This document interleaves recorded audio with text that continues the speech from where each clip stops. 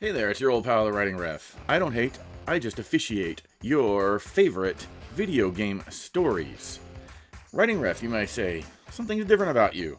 That's right, I couldn't find my hat, so I made a new one. Even has a logo and everything, so if you like this one better, make sure you like and subscribe.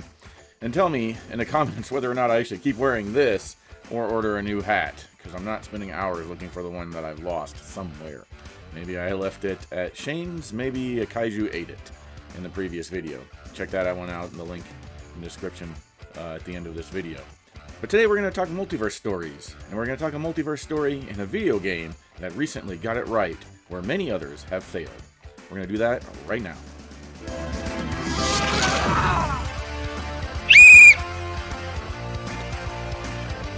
Somehow Palpatine returned. Rebellion tell me to protect them. What if they get sick? While Danny kind of forgot about the Iron Fleet and Euron's forces.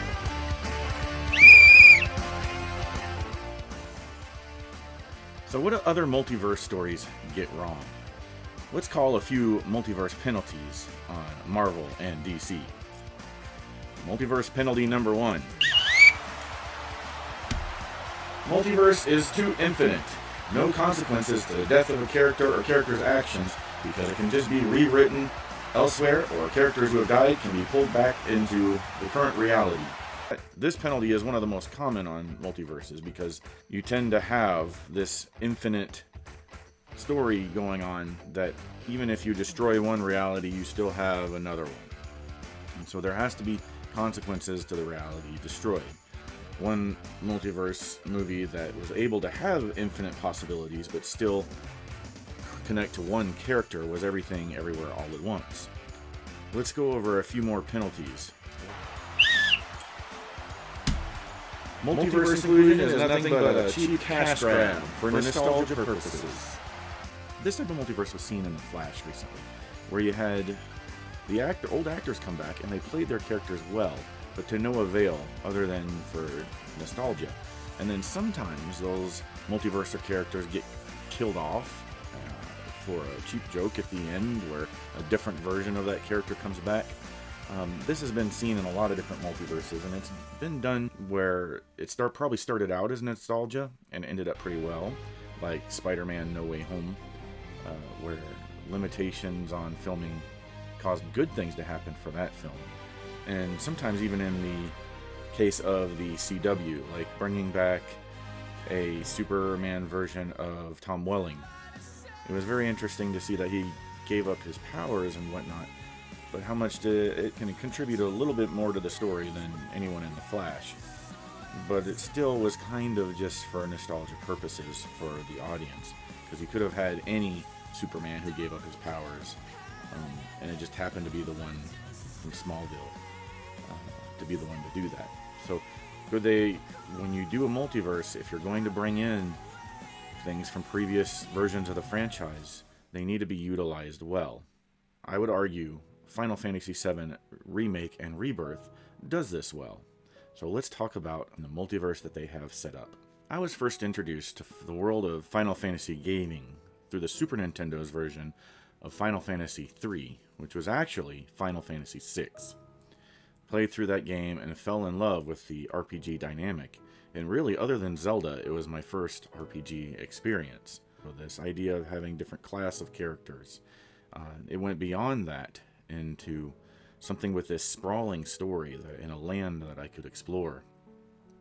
And then in Final Fantasy VII came along. I was in college, but I didn't have access to a PlayStation at the time. So my first experience with Final Fantasy VII was to play it on a PC port that a friend had put in onto his computer, and fell in love with that game and its better graphics.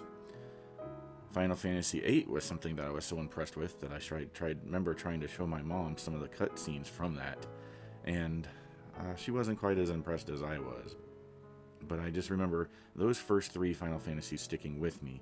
Final Fantasy X, in which I spent hours at night driving my wife crazy, as the first type of game that I would stay up all night long playing.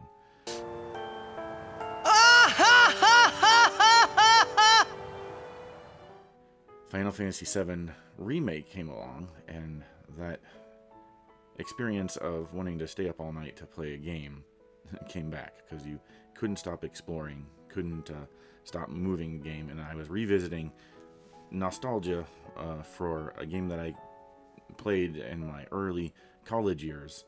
And everyone at the end of that game had suspicions that we were going down a multiverse line. We still don't really know what 7 seconds to the end really means. 7 seconds till the end. Time enough for you. Perhaps, but what will you do with it? There was a theory that that's how long that takes for Sephiroth to drop in his final attack on Aerith, and how long Cloud has to stop that. I'm not sure if anyone counted the seconds in Rebirth to that. By the way, we're going to get into big Rebirth spoilers.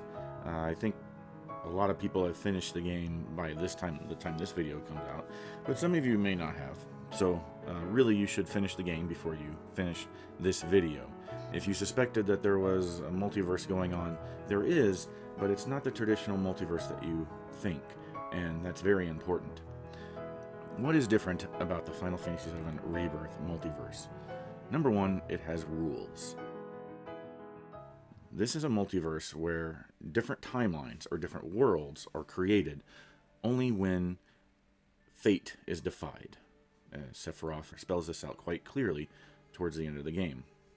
But how many times can you defy fate? Probably a lot, more than we can count, but enough that Sephiroth thinks he can collect all these different timelines together to give him some kind of ultimate power that he couldn't obtain before in just one timeline.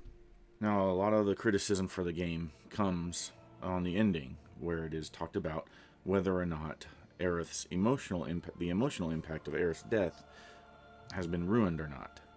And to a certain extent, there is deliberate confusion caused. I think the storytellers are sacrificing a little bit of emotional impact for this moment in order to have a different and heavier emotional impact later on. What we're supposed to come to realize is that Aerith, in every timeline, including the active Aerith, or as some YouTubers have come to call her, Omni-Aerith, as the Aeriths throughout the timeline all realize that they eventually have to die. They have accepted their fate, in particular the active Aerith that is still fighting Sephiroth. She has already been on the other side of her fate, actively fighting from the live stream, etc. That's why you have these white whispers versus the black whispers. Rule number 2 of all these timelines is they're all fated to die. The timeline exists for a little while, and then eventually that world can't exist anymore because you basically have to final destination it. Eventually fate catches up with you no matter what. That's why all these different timelines in this multiverse are temporary. Some of them last longer than others, Sephiroth says. Some quickly perish, while others endure. But eventually they all perish. So before they all go away, Sephiroth wanted to create enough timelines where fate was defied that he could harvest them and benefit from their power into the one timeline that will exist. And in his mind, the one timeline that will exist will eventually he'll be so powerful that he gets to define the course of history, and he'll be a god. Aerith understands that in order to defeat him, everyone has to accept the fate that was dealt. But what we're going to get is an emotional impact where Cloud, who is living in 2 timelines, has to let go of the temporary timeline, of the timeline that can't exist forever, where Aerith lived. He has to accept the one true timeline where she did not live, and that will allow him to have the power to defeat Sephiroth. So all of this affects one character, the character that we're playing. There's no other characters that can come in and live indefinitely. Everything has consequences. But Final Fantasy VII is a great example of a storyline doing a multiverse right. And I'm the Writing Ref, and that has been the call.